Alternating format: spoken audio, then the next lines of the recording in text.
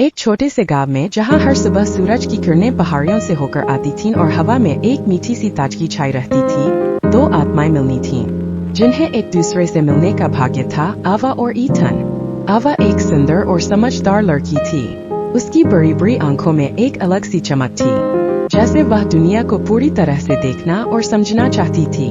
वह एक कलाकार थी और अपनी कला के माध्यम से वह दुनिया को महसूस करती थी। उसकी पेंटिंग्स में न सिर्फ रंग होते थे, बल्कि उनमें एक गहरी भावना और सुंदरता छुपी होती थी। लेकिन उसकी कला से भी ज्यादा उसका दिल था, जो उसे बाकी सबसे अलग बनाता था। आवा को दूसरों की मदद करना पसंद था। वह हमेशा खुश रहती थी और उसकी मुस्कान में कुछ ऐसा था जो हर किसी को सहज बना देता था। वहीं ईथन एक शांत और सोचने वाला आदमी था। वह हाल ही में शहर की भागदौड़ से दूर इस छोटे से गांव में आया था। वह एक लेखक था और अक्सर अपने विचारों और भावनाओं को कागज पर उतारता था। ईथन ने हमेशा खुद को अकेला महसूस किया था और छोटे छोटे चीजों में खुशियां तलाशने का तरीका ढूंढ रहा था। उसका जीवन अधिकतर किताबों और विचारों के बीच बीता था और वह अकेलेपन में संतुष्ट था। लेकिन इस छोटे से गांव में एक नया अध्याय शुरू हो रहा था। पहली मुलाकात एक ठंडी शरद ऋतु की शाम को हुई थी। आवा अपने कला कक्षा के बाद घर लौट रही थी और उसके हाथ में उसका स्केचबुक था।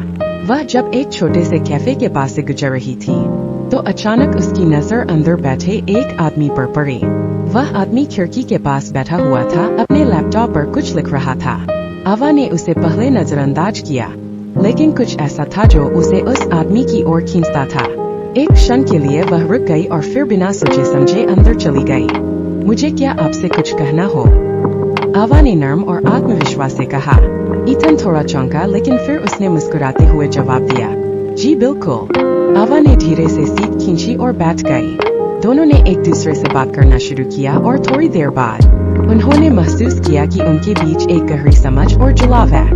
आवा ने बताया कि वह एक कलाकार है और दुनिया को अपनी कला के जरिए देखती है, जबकि ईथन ने बताया कि वह एक लेखक है और उसके शब्द उसकी भावनाओं का आईना होते हैं।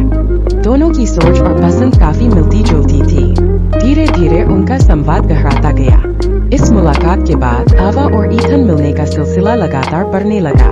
दोनों रोज कैफे में मिलते और एक दूसरे के बारे में और जानने की कोशिश करते। आवा को ईथन की लेखनी और उसके विचार बहुत प्रभावित करते थे, जबकि ईथन को आवा की कला और उसकी दुनिया को देखने का तरीका बहुत अच्छा लगता था। वे दोनों एक दूसरे में कुछ विशेष महसूस करते थे, एक ऐसा रिश्ता जो किसी शब्दों से बयां नहीं किया जा सकता था। समय के साथ आवा और ईथन की दोस्ती एक गहरे और सच्चे प्यार में बदलने लगी। दोनों का दिल एक दूसरे के करीब आने लगा था। आवा ने अपनी कला से ईथन को प्रेरित किया और ईथन ने अपनी लेखनी से आवा के जीवन में रंग भर दिए।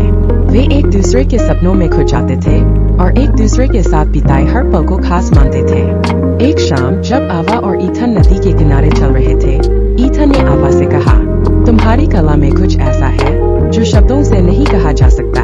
तुमने मुझे अपनी दुनिया से जोड़ लिया है। मैं तुमसे बहुत कुछ महसूस करता हूँ। आवा थोड़ी चौंकी, लेकिन फिर धीरे से मुस्कुराई। मैं भी तुमसे बहुत कुछ महसूस करती हूँ ईथन। तुमने मेरी दुनिया को समझा है और यही चीज मुझे सबसे ज्यादा प्यारी है। उस दिन के बाद उनका रिश्ता और भी मजबूत हो गया। दोनों एक दूसरे के साथ रहने के पल को पूरी तरह से जीते थे। वे एक दूसरे के साथ भविष्य के सपने देखते और हर रोज अपने प्यार को नए रंगों में हालते। लेकिन एक दिन ईथन को शहर वापस लौटने का प्रस्ताव मिला। यह एक बड़ा अवसर था और उसे यह मौका छोड़ने का मन नहीं था। उसने आवा से इस बारे में बात की। आवा, मुझे यह नौकरी बहुत मायने रखती है, लेकिन मैं यह भी जानता हूँ कि तुमसे दूर रहना मेरे लिए बहुत कठिन होगा। आवा थोड़ी उदास हो गई, लेकिन उसने ईथन की आंखों में देखा और कहा, ईथन, मैं जानती हूँ कि तुम्हारे लिए यह कितना महत्वपूर्ण है। अगर यह तुम्हारे सपनों की ओर एक कदम है, तो तुम्हें यह कदम उठाना चाहिए। मैं तुम्हारे साथ हूँ, चाहे तुम कहीं भी रहो। ईथन ने आवा के हाथ को कसकर पकड़ लिया और कहा, मैं तुमसे कभी दूर नहीं रह सकता। तुम मेरी प्रेरणा हो और तुम हमेशा मेरे दिल में रहोगी। आवा और ईथन के बीच इस समय ने उनके प्यार को और भी गहरा किया। ईथन ने शहर जाने का फैसला किया, लेकिन आवा और वह एक दूसरे से कभी दूर नहीं हो पाए। दोनों के दिल एक दूसरे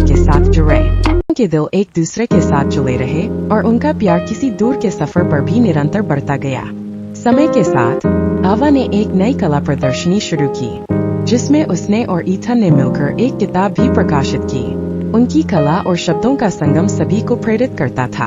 उनका प्यार सिर्फ उनके जीवन तक सीमित नहीं था, बल्कि दुनिया भर में फैल गया था। आवा और ईथन का प्यार एक ऐसी मिसाल बन गया कि कैसे सच्चे रिश्ते वक्त और दूरी के बावजूद मजबूत रहते हैं। उनका प्यार कभी खत्म नहीं हुआ, क्योंकि वह दिल से एक दूसरे के थे। सच्चा प्यार समय, दूरी और मुश्किलों के बावजूद हमेशा